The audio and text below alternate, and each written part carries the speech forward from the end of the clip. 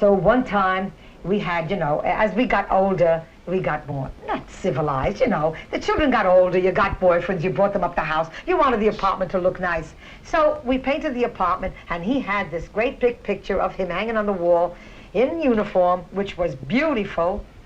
And it was about, oh, this big, a big picture. Mm-hmm.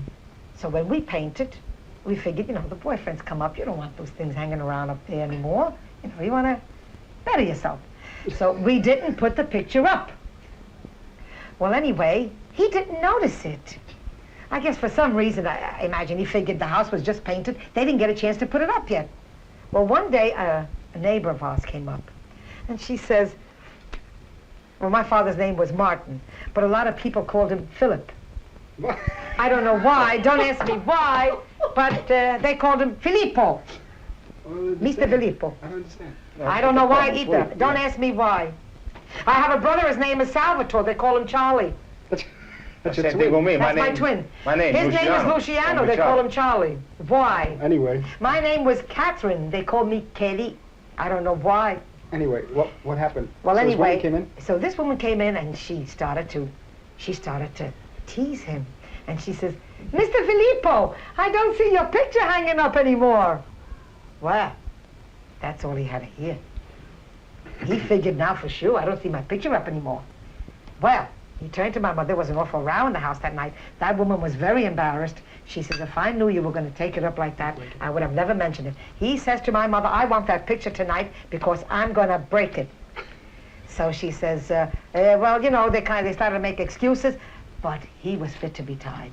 He was furious, and that woman felt very, very bad. Till this day, may he rest in peace, we never gave him that picture. And my brother has it. Another thing. That's a beautiful picture. You didn't give it to him? No. How do you think we made the other picture? Oh, because he would have broken it. And this is You would have funny. broke it to bits. And this is funny. After the man dies, they had the picture made and everybody got one apiece. No. No, don't say that. Come on, that's the truth. No, Charlie, don't say that. The big picture remained the way it was. My brother has it.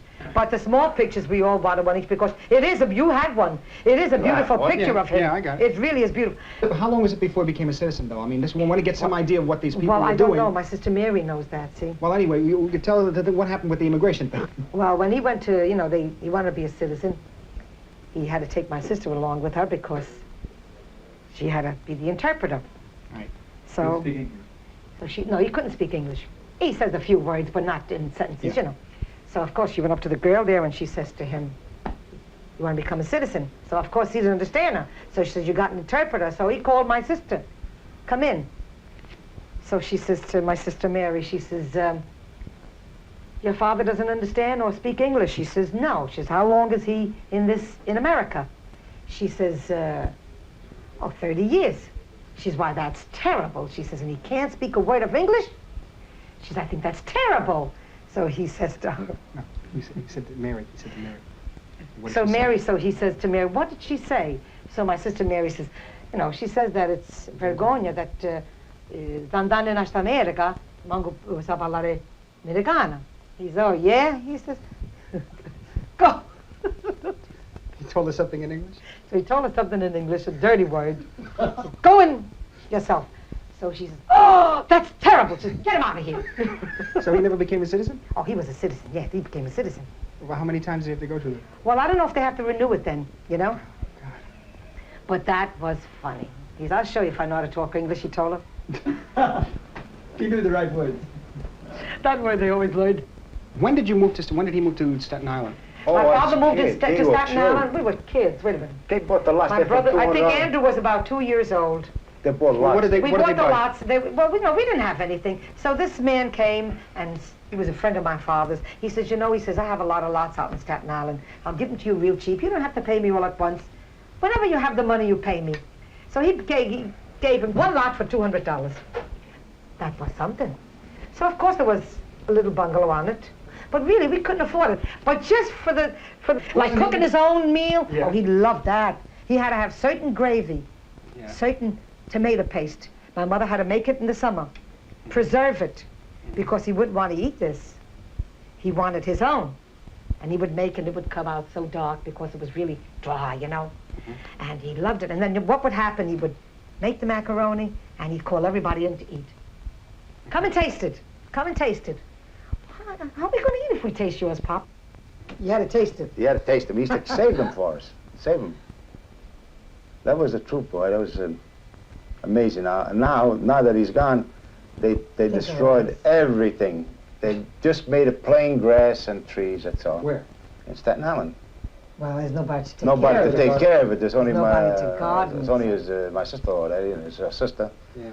And nobody could take care of it, so she had it all cleaned up, and it cost her money to clean it up too. Had some beautiful stuff there. It was all gone. It goes to show you, when they build it up, when the father or mother builds it up, and then nobody else wants to take care of it. Okay, that's good. That's good. I remember one time we had a fig tree. I used to love fig trees, and my mother couldn't stand them. Yeah. In the wintertime, you had to cover them very, very well, otherwise they froze. One winter, when he did climb up, he was getting old. He fell off the ladder, and he got hurt. And my mother was so angry. She says to him, I hope those fig trees die. I hope they never bloom again. She says, and then, of course, my mother became ill, and the next winter she passed away, and trees never bloomed anymore. It was just like she took them with her. And that was that.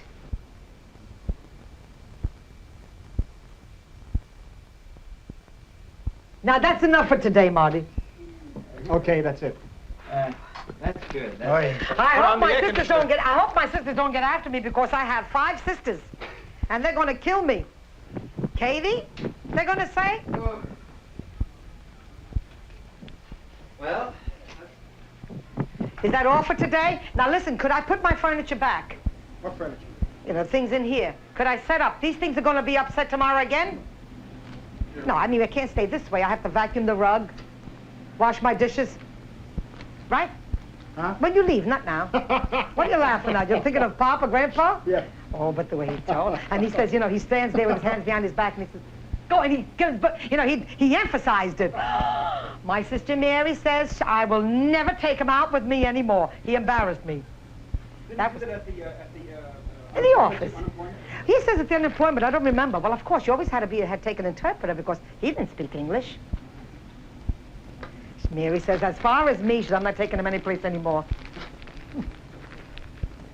And that's a shame, make me say things like that. Is he still taking this? No. I'll murder you. You won't get out of this house alive.